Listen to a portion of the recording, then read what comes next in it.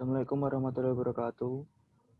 Kita dari kelompok 3. Di sini kita akan mempresentasikan mengenai analisis ruangan mata kuliah ergonomi. Kelompok kita terdiri dari saya sendiri, Ahmad Gozi. Yang kedua ada Ibu Gus Waskito. Yang ketiga ada Nadia Siti. Yang ketiga ada Roro. Yang keempat ada Roro Ayu. Yang kelima ada Safa Rizky.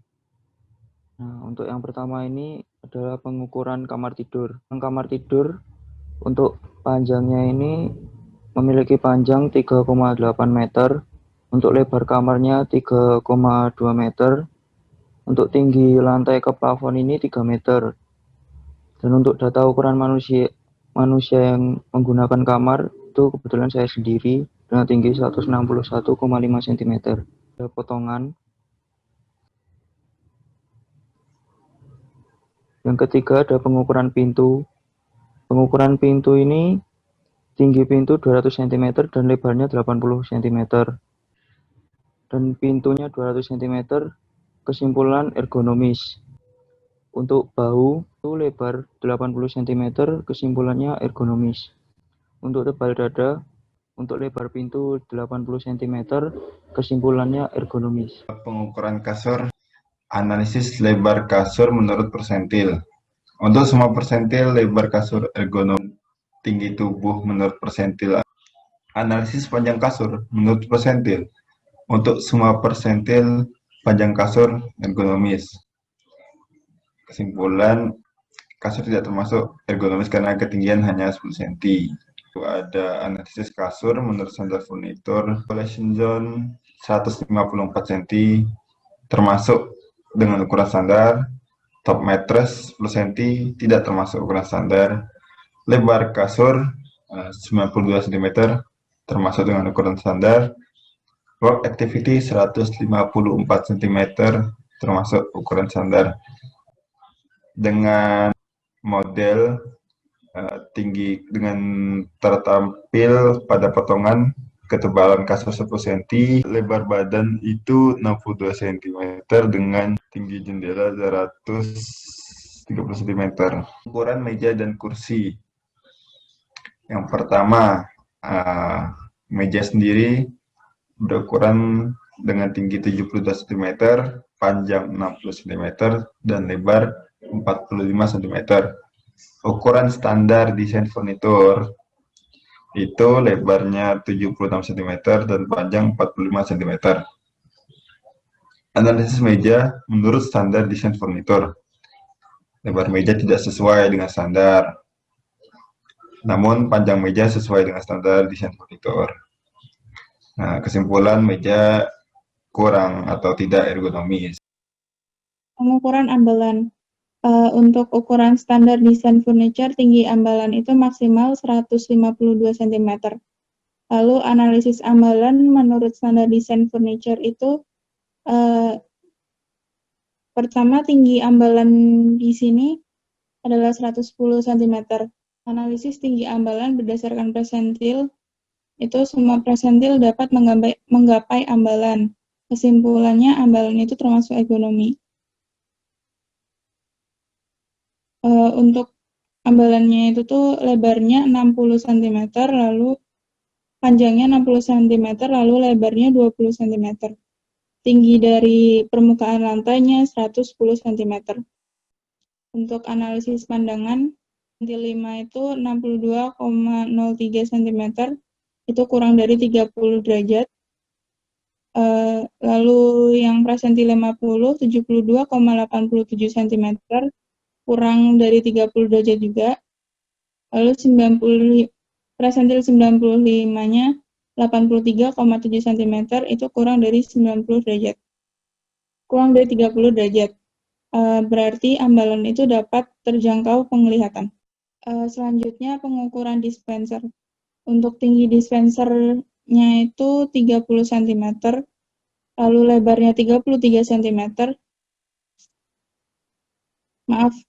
Panjang dispensernya 30 cm, lalu tingginya itu 50 cm.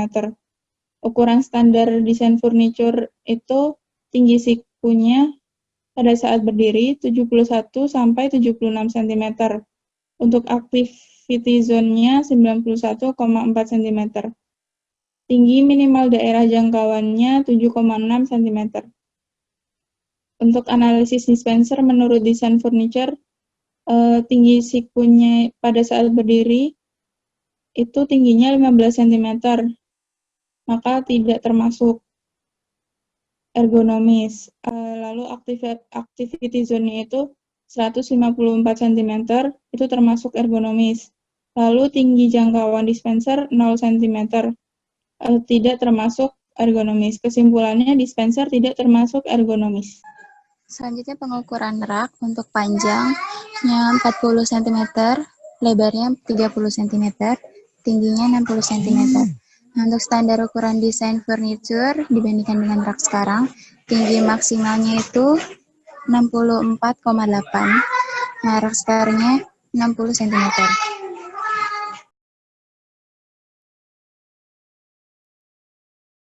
Berdasarkan ukuran persentil 5, 50, dan 95. Tinggi siku untuk persentil 5 itu 91,29, untuk persentil 50 itu 102,75, dan untuk persentil 95 itu 114,22. Untuk tinggi mata duduk dalam pandangan, persentil 5 itu 62,03 cm, untuk persentil 50 itu 72,87 cm. Untuk tinggi siku duduk dalam jangkauan, untuk persentil 5 itu 66,4 cm, persentil 50 itu 78,2 cm, persentil 95 90 cm. Kesimpulannya, dalam posisi duduk rak tergapai persentil 5, 50, dan 95.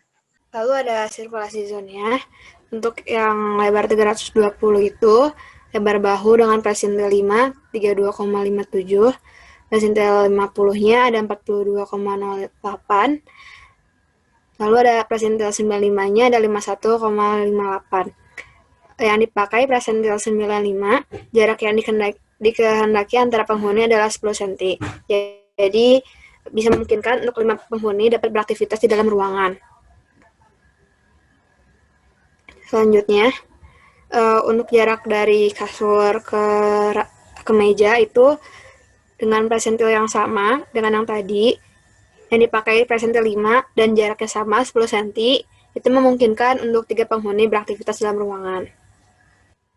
Kesimpulannya, dapat disimpulkan bahwa pintu, kasur, ambelan, dan meja dalam kamar tersebut memiliki ergonomis berdasarkan ukuran pengguna. Sedangkan untuk kursi, rak, dan dispenser tidak memiliki ergonomis berdasarkan ukuran pengguna. Pada penggunaan kursi, kaki penggunaan tersebut menggantung. Pada penggunaan rak dan dispenser sendiri harus dilakukan dalam posisi jongkok atau duduk di lantai. Kemudian kita ganti dengan yang sesudahnya, yang lebih ergonomis dengan panjang 41 cm, lebar 55 cm, dan tinggi 132 cm. Dan bisa diatur. Kemudian ada meja kerja, kemudian diganti dengan yang sesudahnya, yaitu panjangnya 140 cm, lebar 60 cm, tingginya 75 cm.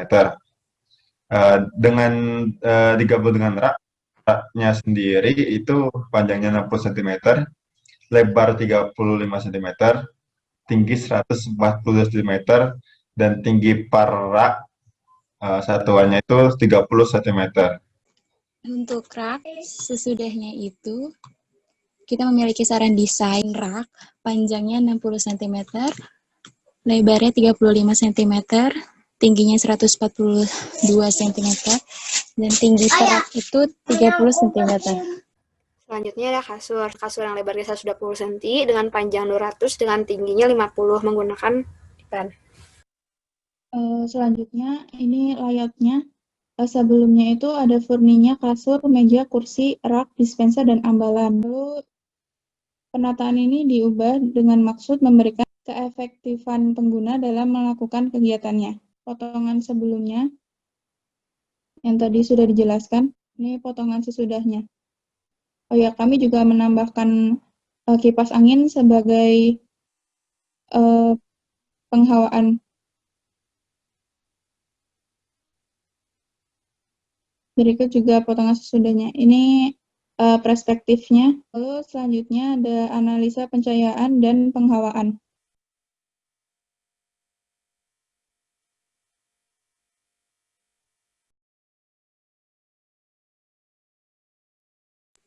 Silakan Saudara Ito.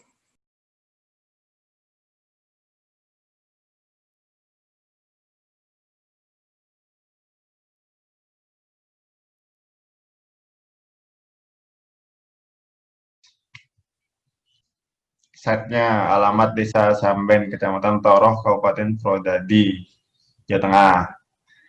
Suhu panas, area persawahan tidak banyak pohon rindang. Dengan ukuran dapur 4 kali 4 meter persegi. Terus tinggi plafon 2 sampai 3 meter. Analisa pencahayaan dapur. Yang digunakan itu lampu LED. Kemudian ada atap transparan, silau, pemakaian lampu LED pada kamar tidak silau. Intensitas pas untuk mata, cocok untuk aktivitas ringan dan tidak lama, namun tidak cocok untuk aktivitas masak. Perlu penerangan optimal. Refleksi sinar matahari hangat, refleksi pada benda tidak ada, distribusi, rasio pencahayaan dan keseragaman intensitas cahaya tidak menyebar ke seluruh ruangan. Pada posisi yang tidak terkena cahaya, cahaya matahari masuk melalui atap transparan, tidak seluruh ruangan terkena cahaya. Distribusi cahaya dipengaruhi oleh ketinggian matahari. Indeks rendering warna yang dihasilkan putih, tidak beraktivitas, berkesan semangat dan bersih. Berkedip, lampunya tidak berkedip. Suhu, kalau transparan menambah suhu menjadi panas karena genting terlalu pendek. Keefektifan penempatan, lampu dipasang menggantung di tiang atas kompor, penyebaran cahaya tidak menyeluruh, terdapat di sisi yang gelap karena kurang mendapatkan cahaya lampu. Permasalahan penempatan lampu tidak strategis, jumlah lampu tidak mencukupi kebutuhan ruangan, atau transparan tidak nyaman untuk mata dan membuat suhu bertambah panas. Lampu digantung di kayu, tidak memiliki plafon.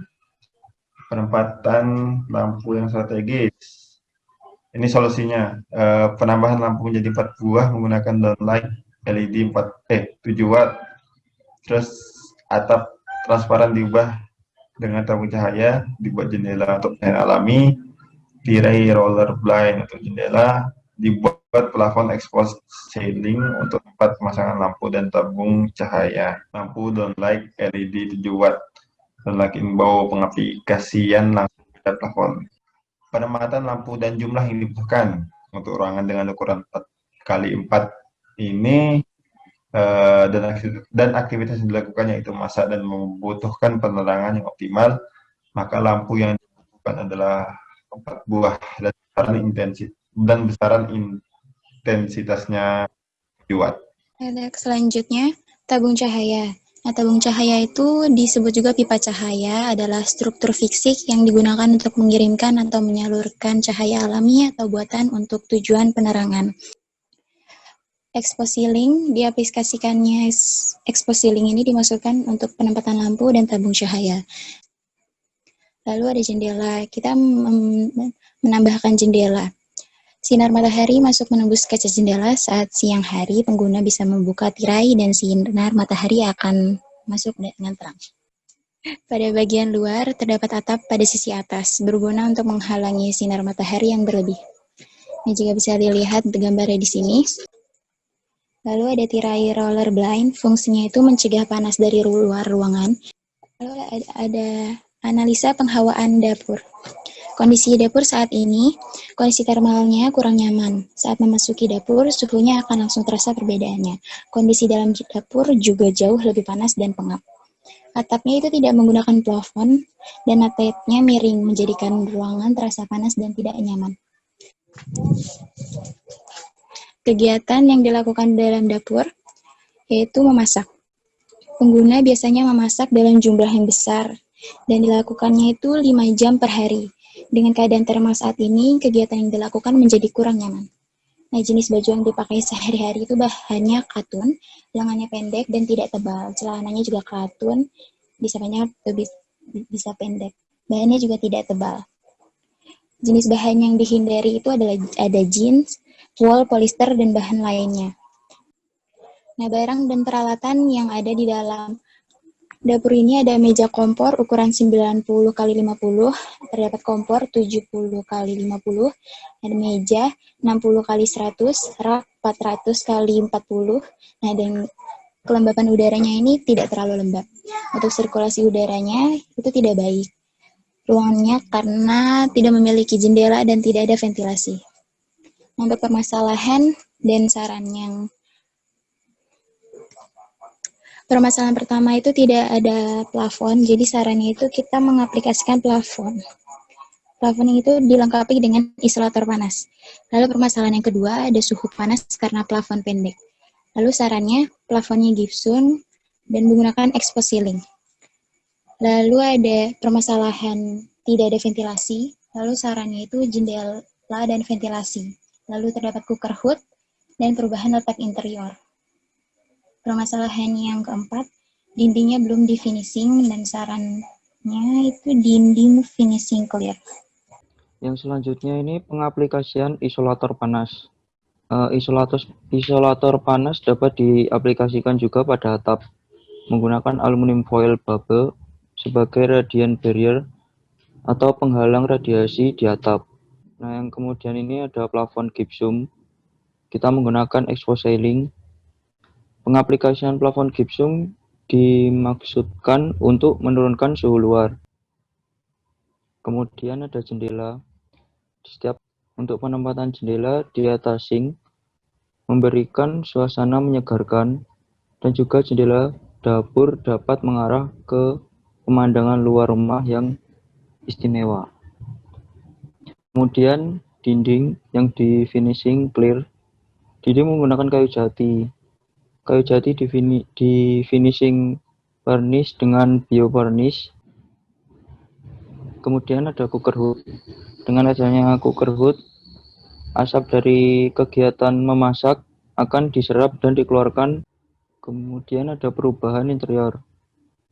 Perubahan dilakukan untuk mengoptimalkan kegiatan sesuai dengan panduan ergonomi. Ya, ini ada layout dapur berdasarkan saran dari desain. Potongan dapur berdasarkan saran desain. Potongan atap berdasarkan saran desain untuk kondisi dapur sebelum dilakukan perubahan, dan ini visualisasi berdasarkan saran desain. Untuk selanjutnya ada ruang tidur. Untuk penghawaan ruang tidur itu kondisi thermal sekarang itu tuh kurang nyaman karena pada saat memasuki ruang tidur itu suhu akan langsung terasa perbedaannya yang sangat berbeda dengan suhu di luar kamar tidur. Lalu kondisi di dalam kamar itu jauh lebih panas dan pengap daripada kondisi di luar kamar. Hal ini itu disebabkan oleh beberapa faktor yang menyebabkan keadaan thermal menjadi panas dan tidak nyaman. Untuk desain ruang tidurnya, kamar tidur ini ukurannya 4 x 3 meter, lalu tinggi atapnya itu tuh ada 2,5 untuk yang rendah dan 4 meter itu untuk yang paling tinggi. Lalu kegiatan yang dilakukan di ruang tidur itu biasanya kuliah daring, lalu mengerjakan tugas, belajar, tidur, bermain, dan mengenakan pakaian. Masalah dalam kamar tidurnya ada antara lain tidak ada jendela maupun ventilasi sehingga tidak ada pertukaran udara, lalu tidak ada plafon sehingga panas udara luar masuk ke dalam kamar, dan yang selanjutnya ada dinding yang bukan tembok melainkan kayu, dan sifat kayu sendiri itu menyimpan panas dan mudah lembab. Terus yang kelima ada perbedaan ketinggian atap berbeda di mana sisinya lebih rendah dan terasa lebih panas. Lalu yang keenam ada tidak menggunakan penghawaan buatan seperti AC dan kipas. Solusi dari kami yaitu solusi desainnya ada menambahkan jendela sebagai ventilasi, yang dekat dengan udara luar langsung, dengan ditutupi dengan tirai roller blind, agar cahayanya tidak terlalu banyak yang masuk, sehingga tidak membawa hawa panas. Terus yang kedua, memberikan plafon gipsum dengan finishing cat putih, fungsinya sebagai batas agar panas dari atap tidak langsung masuk ke ruangan. Yang ketiga, ada dinding yang difinishing dengan cat dengan warna cerah, dipilih agar tidak menyimpan panas. Lalu yang terakhir, memberikan kipas pada ruangan. Selanjutnya ada analisa pencahayaan ruang tidur. Jenis lampu yang digunakan pada ruang tidur ini adalah lampu LED. Lalu ada cahaya alaminya itu dari atap transparan. Nah, untuk kelemahannya itu silau, karena pemakaian lampu LED pada kamar itu tidak silau, intensitas pas untuk mata, cocok untuk beraktivitas ringan dan tidak lama, namun tidak cocok untuk beraktivitas belajar. Perlu ada tambahan lampu seperti lampu belajar. Selanjutnya ada refleksi, benda di sekitar yang dapat terrefleksi oleh cahaya yaitu cermin, namun penempatan lampu di kamar menghindari refleksi lampu. Lalu distribusi, rasio pencahayaan dan keseragaman intensitas cahaya tidak menyebar ke seluruh ruangan. Lampu ditempatkan di dinding agak ke atas, terdapat sisi yang tidak terkena cahaya. Indeks rendering warna yang dihasilkan itu putih, cocok untuk beraktivitas, berkesan semangat dan bersih. Lalu berkedip, lampunya tidak berkedip. Lalu kesimpulannya, salahnya pencahayaan pada kamar sangat minim, terdapat satu atap polikarbonat untuk masuknya cahaya, namun dirasa sangat terang dan menyakiti mata. Lalu ada lampu terdapat di dinding karena ruangannya yang besar tidak dapat mendapat cahaya secara menyeluruh. Solusinya, memberikan tabung cahaya pada ruangan. Tabung ini dapat menyimpan cahaya dari luar dan menyebarkannya ke seluruh ruangan. Lalu ada untuk pencahayaan buatannya menggunakan 2 downlight dengan 5 watt yang dipasang di tengah plafon agar cahaya menyeluruh. Lalu yang ketiga, menambah jendela yang menghadap keluar rumah. Selain untuk penghawaan, jendela juga digunakan untuk membantu pencahayaan pada siang hari. Ini visualisasinya, potongannya kayak gini. Jadi jendelanya disimpan di sebelah lemari. Lalu dengan ukuran jendela 60 x 140. Itu ada lampu tabungnya dan lampunya 5 watt. Ini ada kondisi ruang tidur sebelumnya yang seperti tadi dijelaskan, dindingnya menggunakan kayu. Lalu ini visualisasi berdasarkan saran dan desain yang udah kita buat, kurang lebih seperti ini. Sekian dari kelompok kami. Mohon maaf jika ada banyak kesalahan. Assalamualaikum warahmatullahi wabarakatuh.